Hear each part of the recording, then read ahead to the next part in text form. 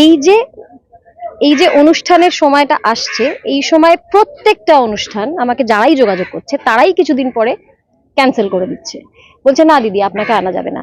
এটা যে এই সিজনের সময় কত বড় ক্ষতি, খুবই সাফার করছি, খুবই সাফার করছি। কারণ একটা কথা বলা পরিষ্কার করে দরকার যে আমরা যারা অভিনয় করি আমরা সবাই জানি, জনগণও জানেন যে আমাদের সিজন বলে একটা সময় আছে, যখন নাকি অনুষ্ঠান হয়, ফাংশন হয়, পুজো হয়, ওপেনিং হয়, খুঁটি পুজো হয়, সেই সময়টা আমাদের একটা বিরাট উপার্জনের সময়, কারণ আমরা তো চাকরি করি না।